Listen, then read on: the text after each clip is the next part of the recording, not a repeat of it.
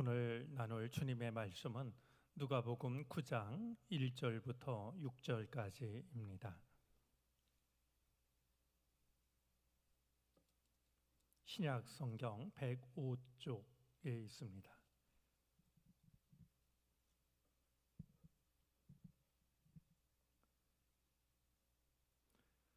누가복음 9장 1절부터 6절까지 말씀을 교독하겠습니다. 예수께서 12 제자를 불러 모으사 모든 귀신을 제어하며 병을 고치는 능력과 권위를 주시고 하나님의 나라를 전파하며 앓는 자를 고치게 하려고 내보내시며 이르시되 여행을 위하여 아무것도 가지지 말라. 지팡이나 배낭이나 양식이나 돈이나 두 벌 옷을 챙기지 말며 어느 집에 들어가든지 거기서 머물다가 거기서 떠나라. 누구든지 너희를 영접하지 아니하거든 그 성에서 떠날 때에 너희 발에서 먼지를 떨어버려 그들에게 증거를 삼으라 하시니 제자들이 나가 각 마을에 두루 다니며 곳곳에 복음을 전하며 병을 고치더라. 아멘. 우리가 보통 새벽 예배를 드리면 하루의 처음 시간을 주님께 드리는 의미를 갖습니다. 그러나 월삭 새벽 기도회는 하루를 주님께 드리고 하루를 맡기기보다는 우리에게 주신 새로운 달, 한 달을 주님의 손에 맡기는 의미를 가지고 있습니다. 헤아릴 수 없는 크신 하나님께서 우리가 맡기는 이 한 달의 모든 삶을 받으시고 주관해 주시기를 바랍니다. 4월은 특별히 봄꽃들이 눈부시게 피어나는 달입니다. 봄꽃들은 우리가 생각하면 봄이 되어서 피는 것으로 생각이 되지만 사실 모든 봄꽃들은 겨울을 이겨낸 꽃들입니다. 겨울을 이겨냈기 때문에 모진 추위를 이겨냈기 때문에 저렇게 아름답게 피어나는 법입니다. 그래서 그러겠죠. 봄꽃들의 중요한 특징이 한 가지 있다라고 얘기해지는데 잎을 잊은 채 꽃으로만 피어나는 겁니다. 아마 겨울을 이겨낸 감격이 그만큼 크기 때문이 아닐까 생각이 되는데 봄에 피는 대부분의 꽃들은 이파리가 먼저 피는 것이 아니라 꽃이 먼저 피어나는 걸 보게 됩니다. 우리에게 허락하신 4월달 같은 은혜를 누릴 수 있었으면 좋겠습니다. 우리들도 저 봄꽃들 못지않게 참 힘든 시간을 지내왔는데요. 그래도 우리가 지지 않고 지금까지 주의 은혜 안에 살아왔습니다. 눈부시게 피어나는 저 봄꽃들처럼 우리들의 믿음도 우리들의 마음도 또 우리가 마음에 품은 꿈도 아름답게 피어나는 복된 은혜가 허락하신 4월 한 달 우리의 삶 속에 늘 함께 하시기를 바랍니다. 오늘 성경 말씀은 예수님께서 12 제자를 파송하고 있는 말씀입니다. 12 제자를 선택하셨고 12 제자와 함께 활동을 하셨습니다. 그런 예수님께서 이제 제자들을 예수님 없이 제자들만 세상으로 파송을 합니다. 아마 예수님께서는 모든 준비를 이제는 마쳤다라고 생각을 하신 것 같습니다. 8장 1절 말씀을 보면 12 제자가 예수님과 동행하고 있는 것을 보게 되고 우리가 읽어왔던 누가복음 8장 말씀을 보면 제자들은 예수님께서 행하시는 4가지 기적을 경험하게 됩니다. 아마 이런 여러 가지 시간을 통해서 예수님께서는 이제 나의 제자들이 내가 없이도 세상에 나가 얼마든지 하나님 나라의 일을 감당할 수 있을 거라고 생각을 하셨던 것 같습니다. 같은 내용을 담고 있는 마가복음 6장 7절 말씀에 의하면 예수님께서는 제자들을 보내시되 하나씩 보낸 것이 아니라 둘씩 보내십니다. 둘씩 보냈다라고 하는 것은 서로 협력하라는 의미도 있겠지만 성서적인 또 하나의 의미가 있습니다. 중요한 증언일수록 두 사람 이상의 증언이 일치해야 했습니다.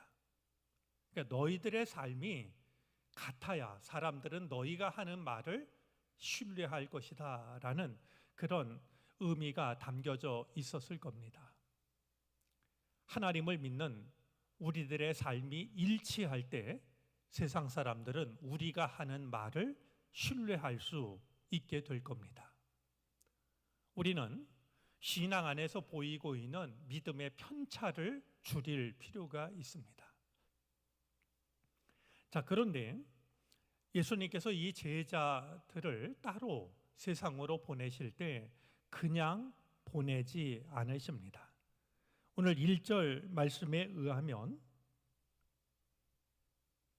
모든 귀신을 제어하며 병을 고치는 능력과 권위를 주셨다라고 말합니다. 주님이 제자들을 세상으로 보내시면서 그냥 보내시지 않고 빈손으로 보내시지 않고 주님께서 주신 것이 있습니다. 바로 능력과 권능인데요. 사실 이 능력이라는 말 속에서 우리가 흔히 쓰고 있는 다이나마이트라는 말이 나왔습니다. 엄청난 폭발력을 가지고 있는 다이나마이트, 바로 그 능력을 주님은 제자들에게 주신 겁니다. 오늘 우리가 잃어버린 것 중에 빠뜨릴 수 없는, 반드시 회복해야 할 것이 있다면 주님께서 주시는 능력입니다. 다이나마이트가 사람이 할 수 없는 대단한 폭발력을 가지고 있는 것처럼 우리가 믿음을 가지고 있다면 세상을 변화시키는 그런 폭발적인 힘을 우리는 가지고 있어야 됩니다. 아울러 주신 것이 권능인데요. 이 권능이라는 말은 복종할 수밖에 없는, 따를 수밖에 없는, 인정할 수밖에 없는 능력을 나타냅니다. 그냥 긴가민가하게 만드는 것이 아니라 인정할 수밖에 없는, 신뢰할 수밖에 없는, 그리고 따를 수밖에 없는 그런 어떤 절대 권력을 나타내는 말이었습니다. 이것이 주님께서 제자들을 세상에 보내시면서 허락하셨던 일이었습니다. 이 능력과 권능을 주신 데는 분명한 목적이 있습니다. 2절이 그것을 일러줍니다.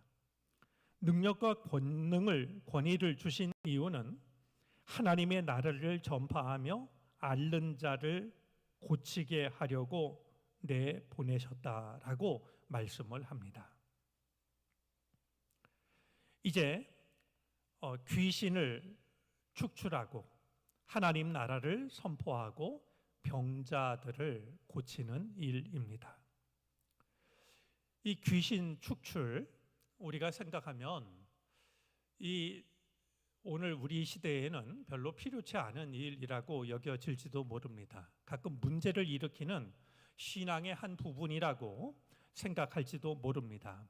하지만 우리가 적극적으로 이해할 필요가 있습니다.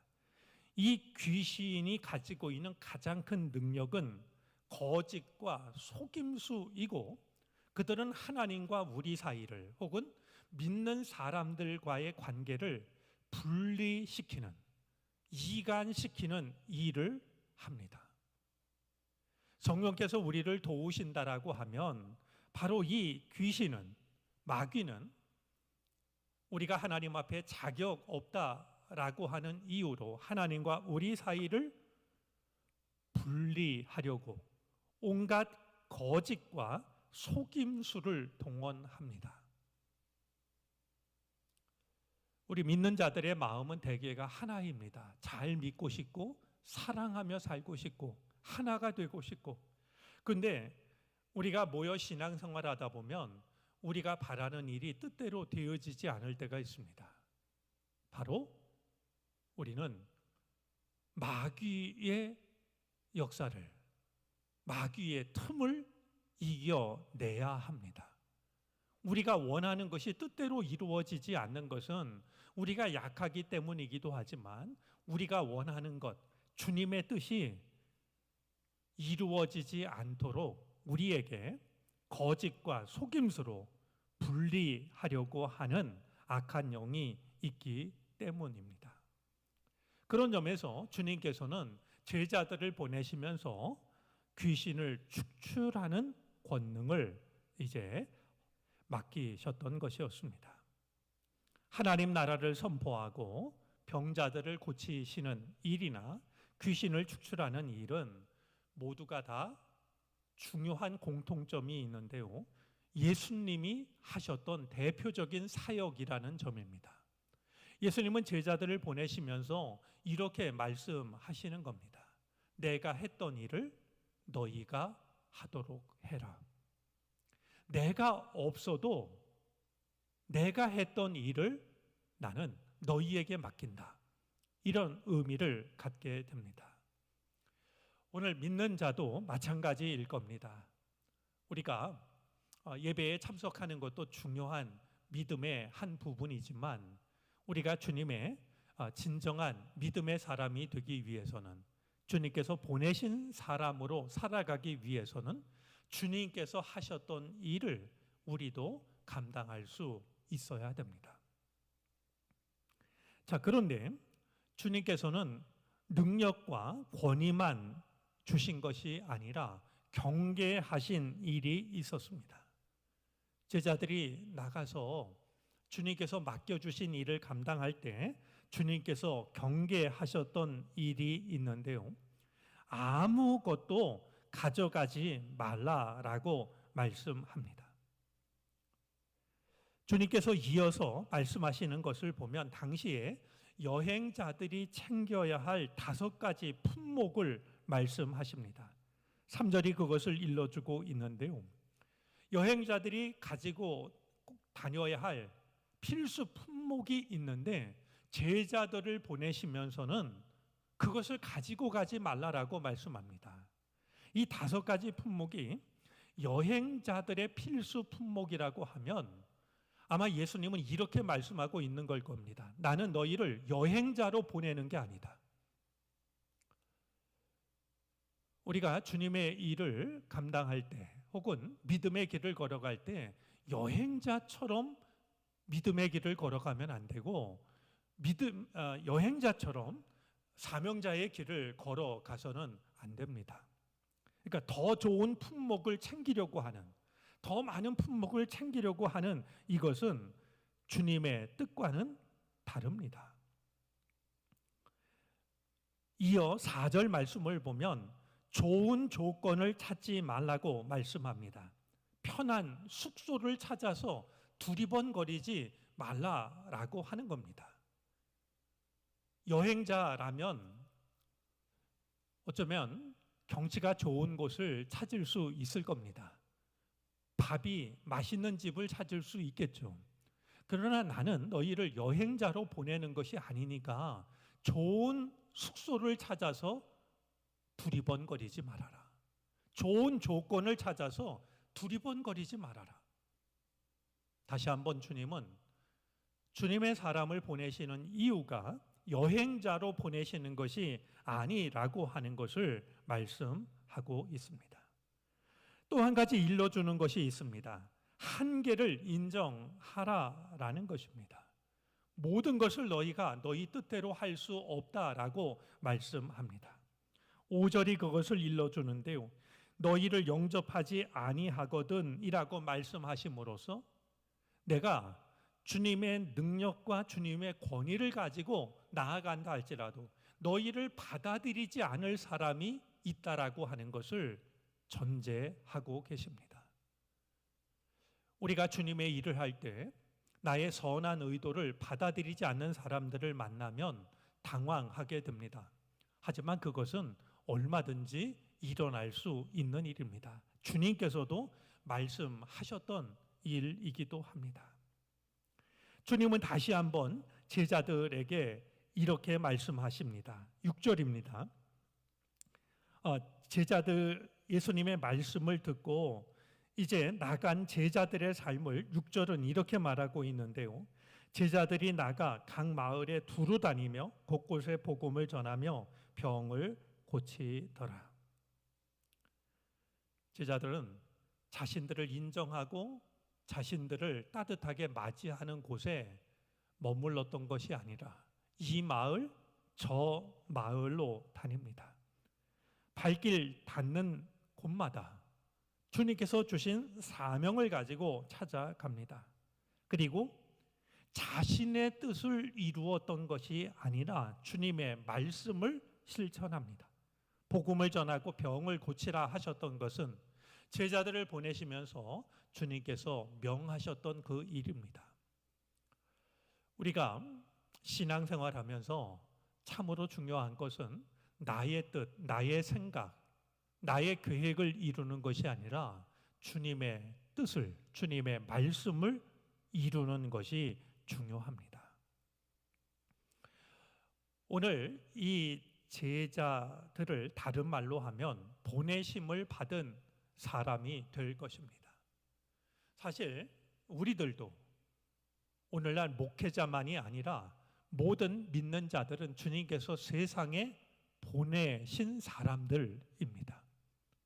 그런 점에서 오늘 이 12제자를 세상에 보내시면서 주님께서 일러주셨던 말씀은 세상을 살아가는 믿음의 사람들에게 주시는 주님의 말씀일 수 있습니다.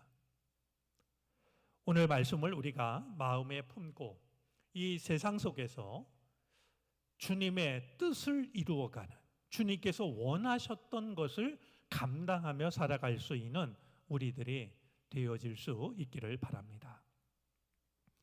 제가 참 좋아하는 이야기 중에 마지못해 구한 은총이라는 이야기가 있습니다. 어느 한 사람의 믿음이 얼마나 신실한지 하나님이 보실 때도 참 아름다운 믿음을 가진 사람이 있었습니다. 어느 날 천사가 그를 찾아옵니다. 나는 하나님께서 보내신 천사인데 하나님께서 한 가지 선물을 주고 오라고 했습니다. 혹시 치유의 능력을 받기를 원하십니까? 그러자 그가 대답을 합니다. 아닙니다. 사람을 고칠 수 있는 분은 하나님밖에 없습니다. 또다시 천사가 그에게 묻습니다. 혹시 죄인들을 바른 길로 돌아오게 하는 능력을 갖고 싶습니까? 역시 그가 대답합니다. 아닙니다. 사람의 마음을 움직일 수 있는 분도 주님밖에 없습니다. 덕행의 모범이 되어서 사람들이 본받고 싶은 사람이 되고 싶습니까?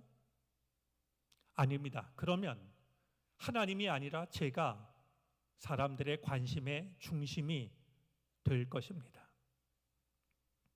어떤 이야기를 해도 그는 받아들이지를 않았습니다. 그러자 천사가 그렇다면 내가 무엇을 주면 좋겠느냐고 하나님이 반드시 한 가지 선물을 주고 오라고 했다고 다시 한번 하나님의 뜻을 전합니다. 그때 그는 나에게는 하나님의 은총 하나만 있으면 된다고 얘기를 했지만 이 천사가 어떤 능력 하나를 구해야 한다라고 말하자 그가 마침내 마지못해 한 가지 은총을 구합니다. 그가 구했던 은총은 이런 겁니다. 저를 통해서 좋은 일이 이루어지되 제가 알아차리는 일이 없게 해 주십시오. 그의 요청은 받아들여집니다. 그가 알지 못한다는 조건으로 그가 가는 곳마다 그의 그림자가 닿는 곳마다 놀라운 은총이 나타납니다. 병자가 고침을 받습니다. 메마른 땅에 샘이 솟습니다. 다툼이 있던 땅에 평화가 임합니다.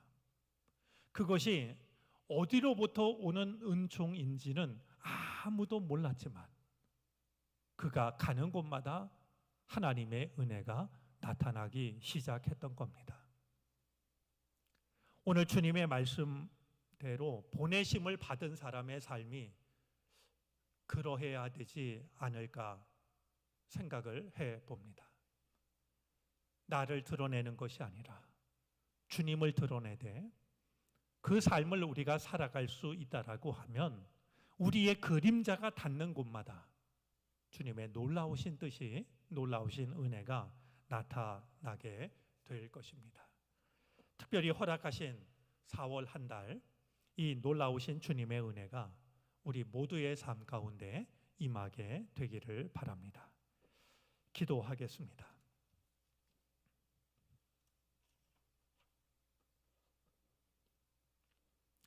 시간의 주인이신 아버지 하나님, 우리에게 새로운 달 4월을 허락해 주시니 감사를 드립니다. 눈부시게 피어나는 봄꽃들처럼 우리를 괴롭혔던 모든 괴로움을 이겨내게 하여 주시사 우리 또한 아름다운 믿음으로 피어나게 해 주시옵소서. 메말랐던 우리들의 마음 속에 푸른 잎이 돋게 해 주시기를 바라고 원합니다. 주님으로부터 세상에 보내심을 받은 사람으로 살아가게 해 주시옵소서. 주께서 우리에게 능력과 권위를 주셨사오니 잃어버리지 않게 하여 주시옵시고 우리가 가는 곳마다 주님의 놀라우신 은혜가 나타나게 해 주시기를 바라고 원합니다. 우리의 가정을 위해 기도합니다. 주님을 모시고 살아가는 작은 천국이 되게 하시옵소서. 부모님들 건강하게 하여 주시고 자녀들 세상에 물들지 않고 세상을 이끌어가는 하나님의 사람이 되게 하시옵소서. 주님을 알고 주님을 섬기는 것이 인생의 근본임을 잊지 않을 수 있도록 은혜 내려 주시기를 바라고 원합니다. 우리의 가정을 어둡게 하고 무겁게 만드는 근심과 걱정에서 건져 주시기를 바라고 원합니다. 세계 열방을 위하여 기도합니다. 세계 곳곳에서 멈추지 않고 있는 총성을 어서 그칠 수 있도록 역사하여 주시기를 바라고 원합니다. 무고한 피 흘림이 없게 해 주시옵소서. 기후 위기로부터도 이제 우리를 건져 주시기를 바라고 원합니다. 온 인류가 잘못 살아왔던 방식과 교만했던 마음을 내려놓을 수 있게 해 주시옵소서. 코로나19로부터도 우리를 건져 주시기를 바라고 원합니다. 우리의 연약함을 겸손함으로 인정하게 하여 주시사 하나님이 본래 지으셨던 그 자리 그 마음으로 돌아가게 하여 주옵소서. 이 나라와 민족을 위하여 기도합니다. 하나님이 원하시는 정의와 공의가 강물처럼 흘러가는 나라와 민족 되게 해 주옵소서. 남과 북 서로를 향한 총뿌리를 내려놓게 하여 주시옵시고 오히려 그것을 가지고 쟁기와 낫을 만들어 황무한 땅을 일궈낼 수 있는 이 나라 이 민족 되게 해 주시기를 바라고 원합니다. 아픈 이들을 긍휼히 여겨 주시옵소서. 치료의 광선을 비춰주셔서 그것이 육신의 병이든 마음의 괴로움이든 주님께서 어서 속히 회복시켜 주시기를 바라고 원합니다. 건강의 악화로 잃어버렸던 참된 기쁨을 되찾게 하여 주시옵소서. 경제적으로 어려움을 겪고 있는 이들도 주님이 기억해 주시기를 바라고 원합니다. 오병이어의 역사를 다시 한번 나타내 주시옵시고 일용할 양식을 주시는 주님의 은혜를 끝까지 신뢰할 수 있게 해 주시옵소서. 정릉교회를 위해 기도합니다.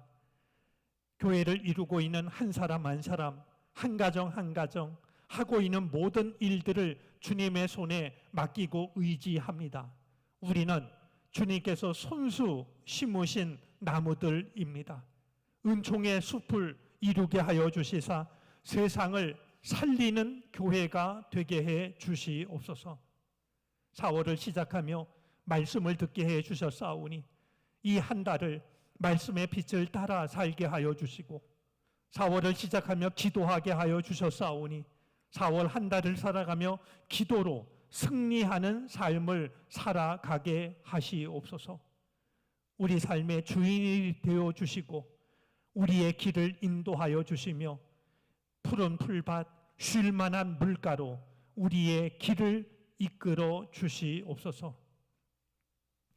주님께 예물을 바치는 손길들 기억하시며 우리가 주님께 드리는 이 예물이 하나님 나라를 이루는데 복되게 사용되게 하여 주시옵시고 주의 사랑을 필요로 하는 누군가에게 주님의 손길로 다가갈 수 있게 해 주시옵소서.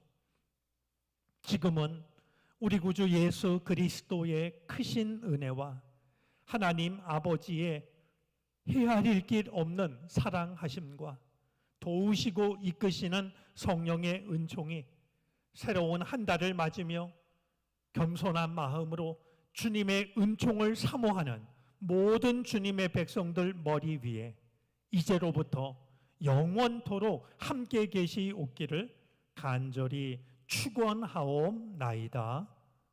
아멘.